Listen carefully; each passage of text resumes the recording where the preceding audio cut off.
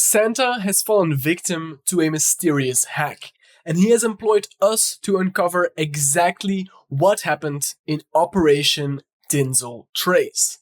Tinsel Trace is a Sherlock, a new game mode by Hack the Box, where you step into the shoes of digital forensics professionals to track down threads, dissect malware, and sift through logs, all to piece together the story of how the hack happened. So let's get into it. Our investigation starts with a piece of technology, a binary that was stolen by the attacker. It is believed to hold some information that the attacker then used to further hack into Santa's workshop. And we've been given the cloud logs and the binary. So, time for us to investigate.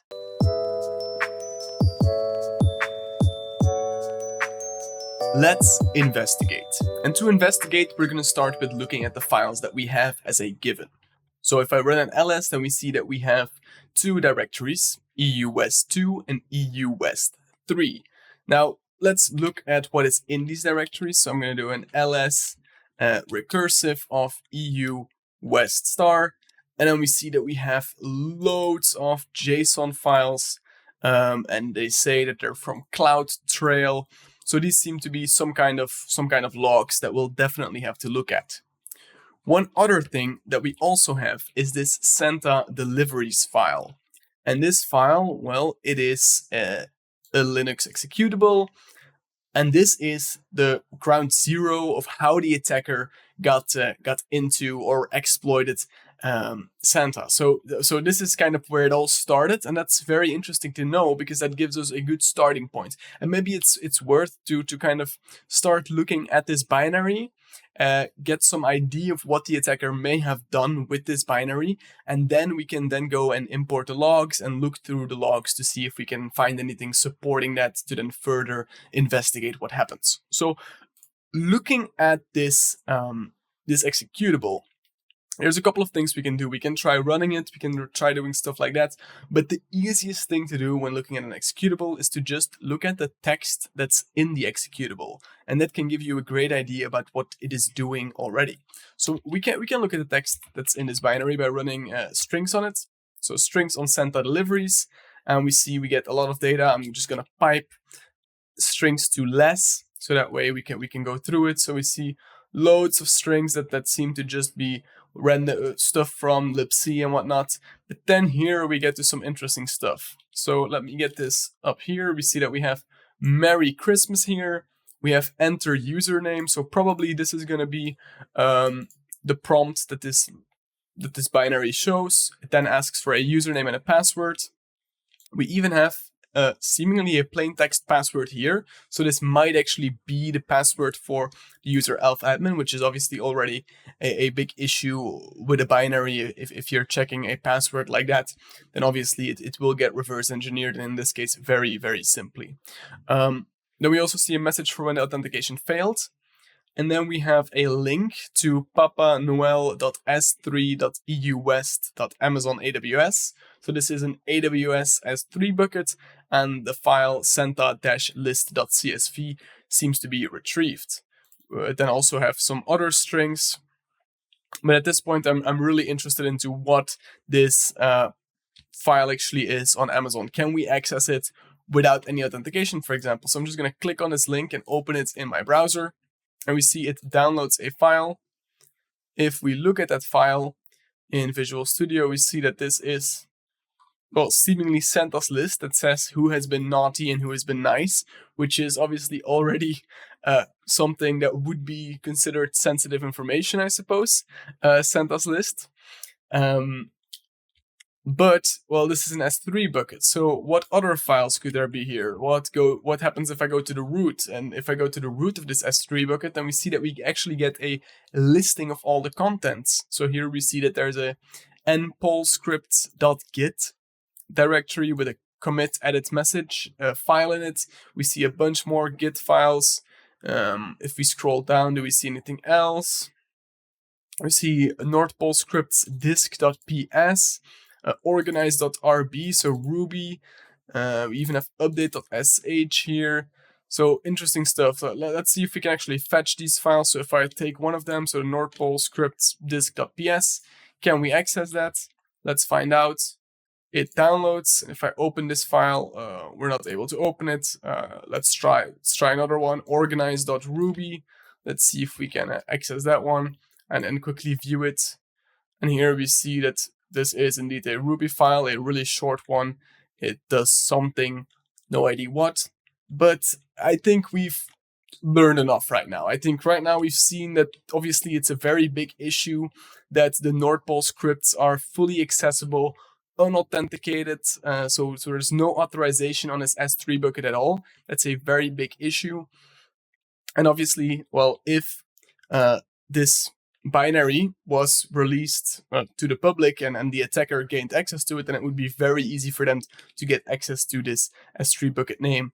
But obviously, even outside of that, it could even still be possible that somebody remotely finds out about this S3 bucket by just doing enumeration. I mean, Papa-Noel is not really a great private name. So, I mean, and even then, S3 buckets will never be private. So somebody could have even found this out through Google dorking or whatever, potentially. So that's where we are at right now. I think we have enough information. I think right now, maybe we should go look at the logs. So we should find a way to properly handle the logs and then maybe look at all the unauthenticated access that was made to this S3 bucket. And maybe that will give us some extra information about what the attacker did in this case.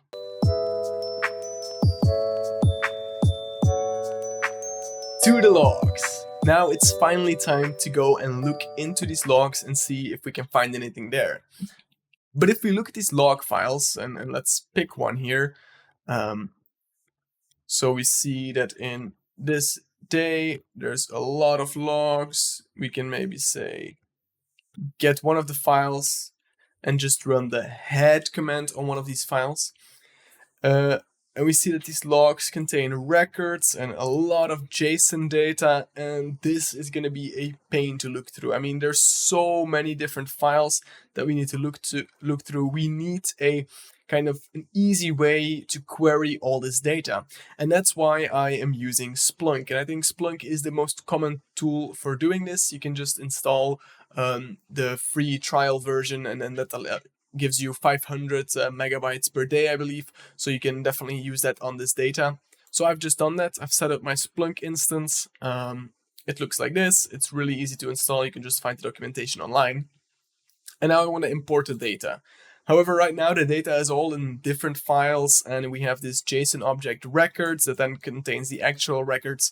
I just wanted all of this in one single file so that it's really easy for me to reference.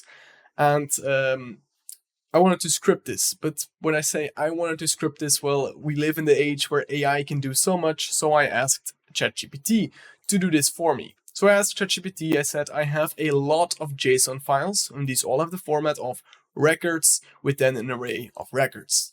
I need you to write me a Python script that will recursively go through the directories and get each file ending in .json. It will then merge them all together into one big .json file where each line is one record. So I gave him very specific instructions to make me one big JSON file where every line is a single record. And so it does. Gives me a Python script. I have imported that here. So I can say in here nano merge.py, so we can look at it. So I'll import OS, import JSON. It will then create a function merge JSON files, which creates an array of records.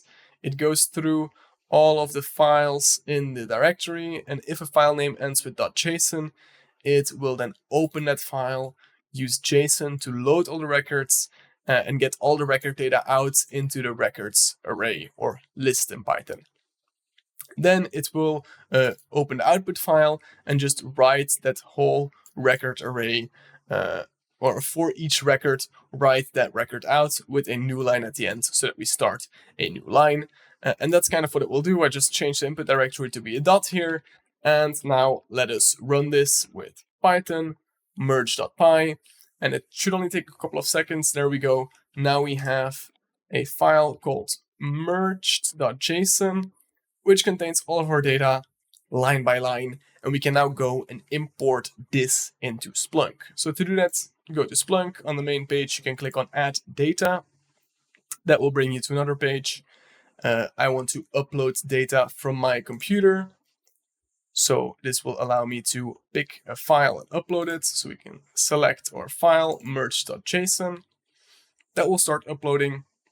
And then we can click on Next to go to the next page. Here it will show some of the data, and it also shows a warning saying that it failed to parse the timestamp. It's defaulting to the file modification time, where now every record here has the same timestamp. That doesn't seem all right. I think these logs probably already contain timestamp. So let's see if they do, and if we can actually modify Splunk here so that it imports nicely. So this is, for example, one event. Let's see if we find a timestamp in here. Oh, here we have event time, which is a timestamp. So let's tell Splunk to listen to this event time to get the actual time of these events. So I'm going to go into timestamp here, and then we can go to advanced and select a timestamp field. The field is event time. So if I enter event time here, now you will see that it updates, and now these events actually have a proper time attached to them. That will be really easy because later we can view it on a timeline of exactly when what happened. And then we can just click on next and go through this. I've already imported this data, so I will just go to the page where we can actually search through the data. We can say, well, I want all events from the source merged.json. I can look through all of these files. This will return all of my events. We can see all of them here, and we can now look through them. We can see here all the fields that these events have. So we can see there's a couple of interesting fields. We can also search for specific strings in all of them. So if I want to find ones that contain, let's say, Santa journeylog.csv, I can search for those. And we see that 1,325 events contain that string. And if I click one of them open here, we can show it as raw text, and here it says, okay, the key is Santa journeylog.csv. And this is how we can actually go and search through all of these files, which is really, really cool, because now we can finally get to the exciting part, and that is looking through all of these files to see if we can spot any unauthenticated actions to these, or unauthenticated requests to the S3 buckets. So let's do that right now.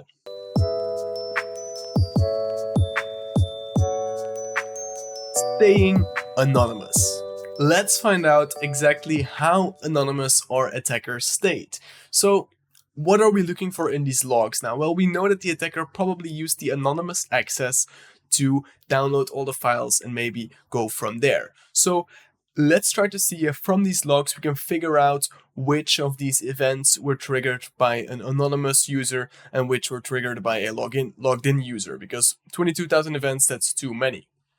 So to do that, I'm going to go through all the fields, and I'm going to look for ones that may be interesting. So through here, we see a lot of data about errors, about event names. We here have request parameters. For example, the request parameters.key seems to be potentially the file that was downloaded. So highly interesting. The ARN, which stands for Amazon Resource Name, then also shows that. So here, Santa journeylog.csv, for example.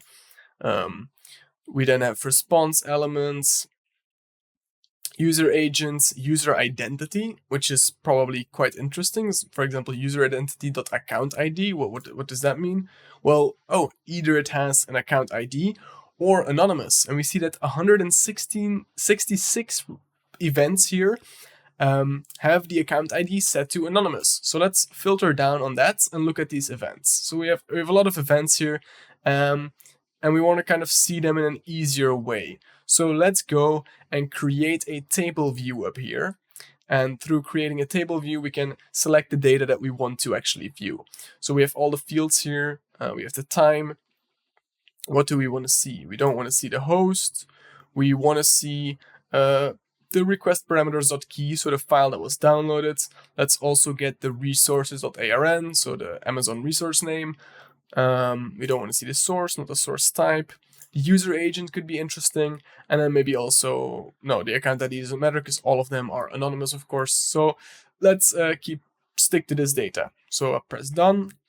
Now we can preview our data view and say save. And I say, well, anonymous. access. We save that, and we can then view our table. Now, our table, it says no results found. That's because I'm looking through the last 24 hours. I want to look through all time. And then we have 166 events. This time is going up, so the events at the bottom are earlier than the events. So this is the last event, and then the events below there are happened before it.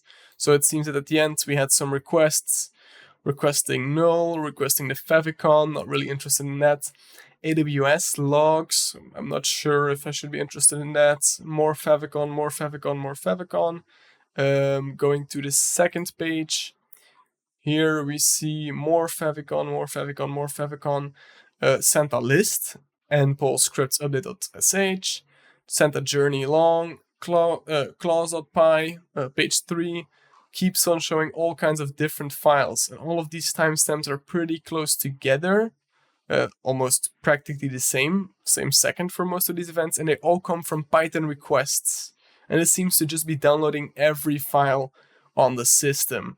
So that is very peculiar, right? An anonymous user requested all of the files with the user agent Python requests within a really short time span. This looks like somebody who wrote a script to retrieve all the files from this S3 bucket. So this is probably the attacker. So I think we've identified which requests here were malicious. So let's take a look at the questions that we have, that Hack-the-Box has for us, that we could be able to answer. So here we have the OP Tinsel Trace -2. The first task is, what is the MD5 sum of the binary the threat actor found in the S3 bucket? Or the threat actor found the S3 bucket located in. So that would then be the script, or the file that we saw earlier. So let's run MD5 sum of our Santa deliveries file, and let's return this hash. So if I send this hash in, then we see that that's correct. Okay, second task. What time did the threat actor begin their automated retrieval of the contents of our exposed S3 bucket? We saw that automated retrieval through the Python request user agent. So yeah, we can definitely get this time. We need it in this format. So back into Splunk, let's look for the first Python request, and that seems to be here at this time. So I'll copy that time, although this time zone is -5 hours, so this is a different time zone, so we'll have to correct that. So let's not get caught up on that. So we paste the time zone in here, 29, so 03, which becomes 08 if we correct the time zone. So let's submit that, and that's also correct. Then the third task is, what time did the threat actor complete their automated retrieval of the contents of our exposed S3 bucket? So complete, that's the final request. We can also easily get that by going back to the second page and finding the last request here, which was at this time. So I'll also copy that and put that in here as well with the time updated, which is also correct. The next task is, based on the threat actor's user agent, what scripting language did the threat actor likely utilize to retrieve the files? Well, that is obviously Python, as we saw earlier. Now task 5 is, which file did the threat actor locate some hard-coded credentials within? And this we cannot answer yet. So it seems like we have to go digging into these files that are on the S3 bucket ourselves to find out what file the hard-coded credentials were in. So let's go and do that now.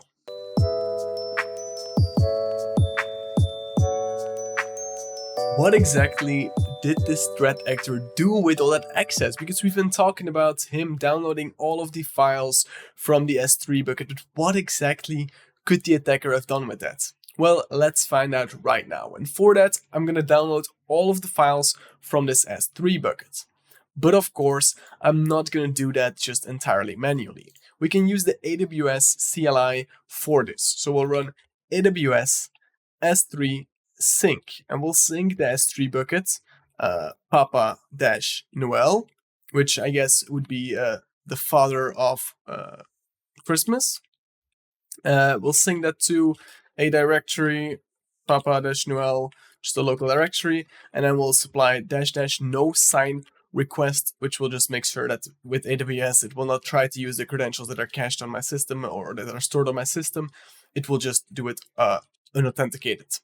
And if we run that, we see that it takes a second and it then starts downloading all of these files. So now we have them, and I can cd into this directory and do an ls. And we see we have the Santa list, we have the npol scripts, and if we go to the nordpol scripts, then we see that here we have the .git directory. So that's obviously very interesting. We have git here. We can read files. So the clause.py file contains some stuff. Interesting. Here it says removed keys for safer method. That's quite interesting. It seems like once there were keys here, perhaps we can actually see what was once the case by running git log, and it shows that there was a commit made with the commit message, removed the sparkly creds from the script. How silly of me. Sometimes I'm about as useful as a screensaver on Santa's sleigh. So it seems like there once were credentials in this script. Well, let's see exactly what was removed here by running a git diff. So we'll want to see the difference between this commit and this commit. And now we see that in that commit, well, what was removed? Well, the comment AWS credentials should probably come up with a safer way to store these. And then obviously the AWS access key and the AWS secret key.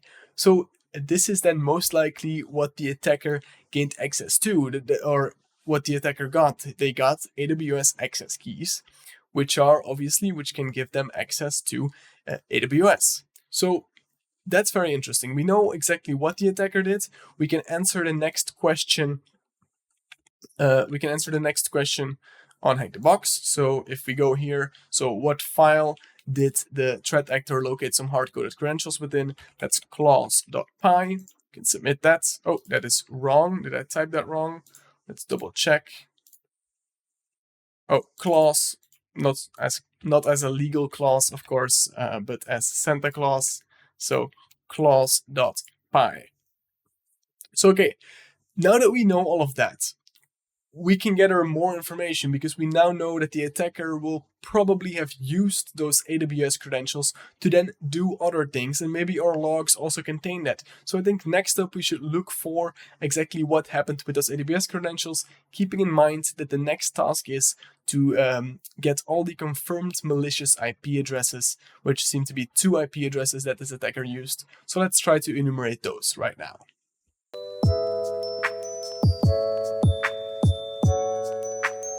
Time to figure out exactly what this attacker did with those AWS credentials, or that AWS access key that they got access to. And to find that out, let's just copy this AWS access key and let's look in Splunk for what may have happened. So here I've set the source to merged.json, and then we are just going to search for, well, that access key. And we see that we get 1,326 events. So let's drill into it and see exactly what's going on here. And let's focus on, well, we want to know the IP addresses of the attacker.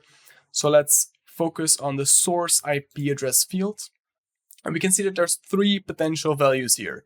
The one with 86, 45, and 191.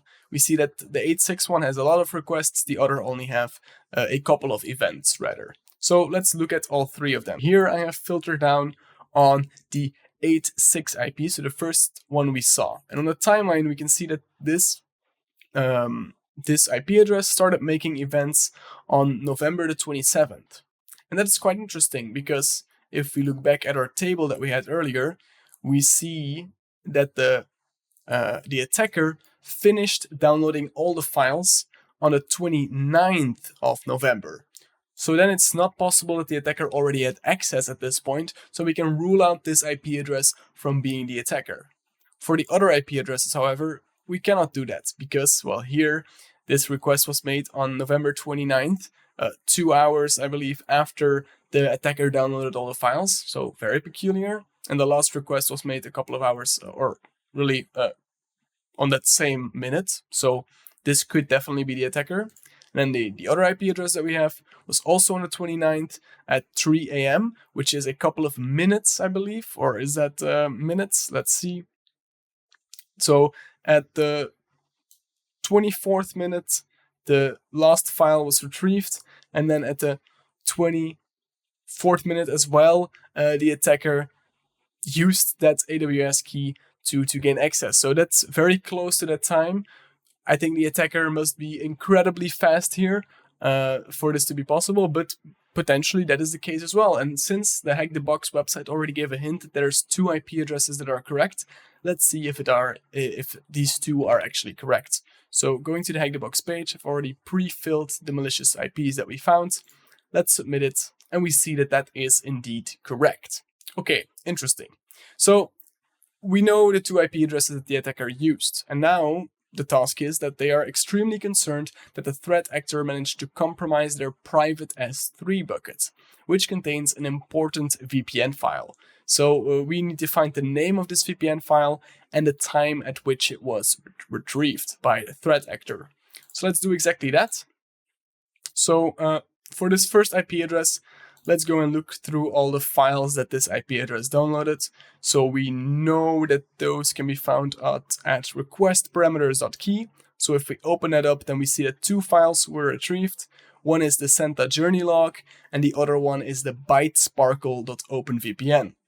We can drill down into this event by clicking here, and now we can see the specific event. So the bytesparkle openvpn was retrieved at this time. So we'll copy the time.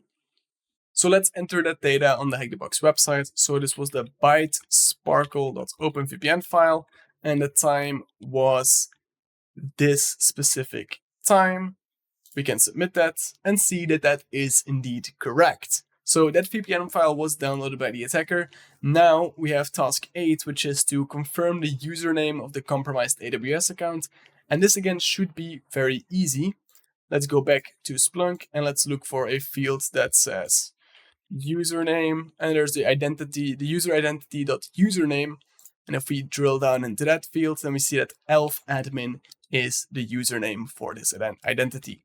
So let's also enter that on the Hack the Box website. So that's elf-admin. Submit that, that's also correct.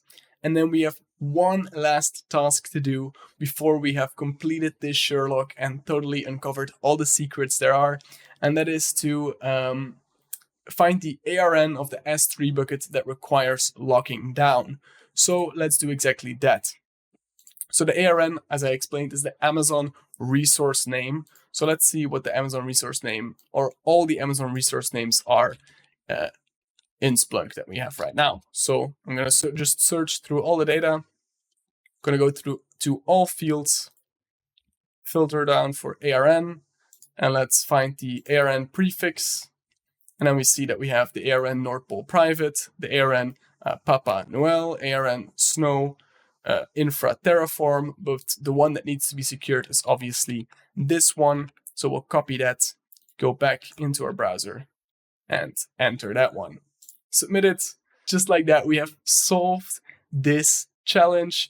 A really fun one, an amazing Sherlock. I really enjoyed this. You really have to become a detective, but just like that, we've solved it. And that is the end of the second part of Operation Tinsel Trace. Now there are 4 more parts to this story, so definitely go to the Hack the Box website to check them out. Additionally, there are also 15 more free Sherlocks for you to play on the Hack the Box website. And I think these are super, super cool. It kind of shows the new things that Hack the Box is coming up with. In the past, it was very red team oriented, but now there's a lot of purple team content as well, with their SOC analyst job role path and the Hack the Box certified defensive security analyst certification as well. So there's a lot of content that also the defensive side in security can use, and these Sherlocks are just a great addition to that, really gamifying the experience. And then with this Christmas theme, that is obviously really cool. So I hope you check the rest of them out. Let me know what you think of these Sherlocks in the comments. And I would also like to thank Hack the Box for making this video possible. And I would like to thank you for watching, and I'll hopefully see all of you in a next video. Happy holidays!